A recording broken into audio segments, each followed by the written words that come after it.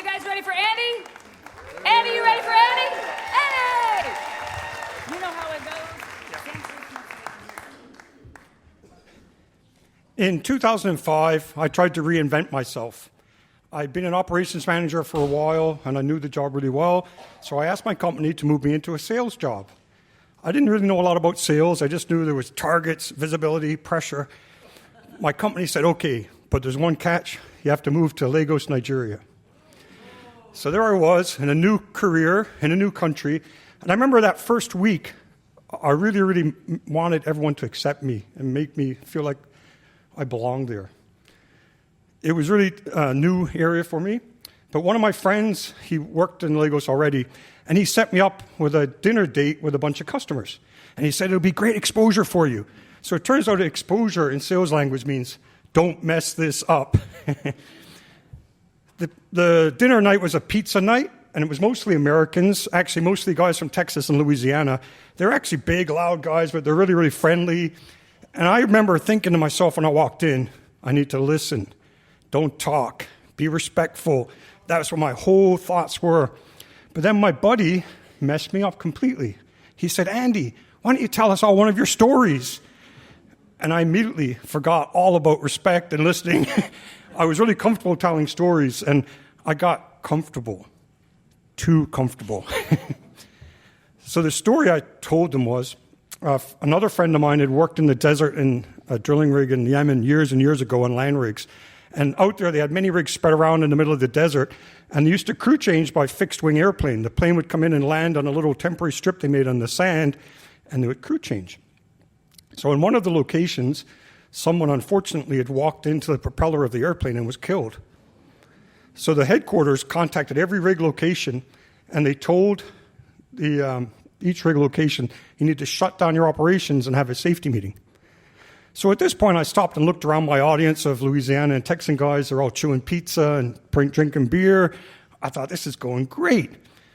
So I said, they shut down the airplane the next time it came into that location, and they got all the crew under the wing of the airplane, because that was like the only shelter they had from the sun for many, many miles.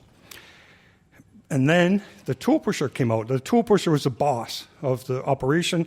The tool pusher walked out to give the safety briefing. And this is where things started to go a little bit wrong. I said the tool pusher was a good old boy. And suddenly one of my customers looked at me and said, what did he say? And I felt the whole air in the room change. I got really nervous. So I said, really nervously, oh, not like you guys at all. No, not like you guys, no. But really, that was the first red flag. Then I kept going. I said, the tool pusher had a big belly on him. And that's when I realized like half the guys there had big bellies. They're all looking at me. I said, he had a great big belt buckle. And simultaneously, 3 guys looked down at their big belt buckle. So that was like 3 red flags that were flying en masse. And really, I should have known. But I kept going. And I said, one of the tool pusher, he had a big wad of chewing tobacco in his mouth. And this one customer, I saw him clear as a bell right in front of me, and it kind of woke me up. He looked right at me, and he had his cheek stuck out. And he goes, what? And that's when I realized, oh, my God. I'm not telling a story. I'm systematically insulting my customers.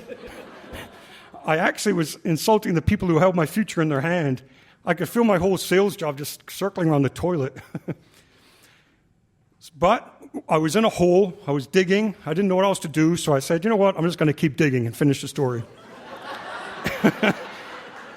So the crew was under the wing of the airplane. The tool pusher with the big belly, he walked out. He looked back and forth. He walked up to the propeller. And he spun it. And then he grabbed it again and he spun it. And he said, do you guys here, do you see this here propeller? Do you know something? When this propeller's running, when the plane's on, you can walk right up to this propeller and you can walk right through it and it won't touch a single hair on your head. Did you know that? But you got to be fast. You got to be really, really fast. Now, I've seen all you guys working. None of you guys is that fast. So stay away from the propeller. That was the end of my story. It was deadly quiet. It was a kind of quiet where I could hear someone blinking. And I thought, oh my God, my sales career is finished. And then slowly people started laughing. Then they got big laughter. And then people started eating pizza, drinking beer. So I survived. But one thing I took away from that night was I never, ever got invited back to pizza night with that customer. And for a while, I tried to convince myself that didn't really matter, but it really, really did matter. And when I thought about it, it wasn't about telling a story. It was really about my insecurity. I went to Lagos, Nigeria, to learn how to be a salesperson. And what I learned was when I'm too desperate to impress people and I stop watching them and listening and paying attention to my audience, I'm the one spinning the propeller. And I'm not fast enough to get through that thing. I proved that to myself.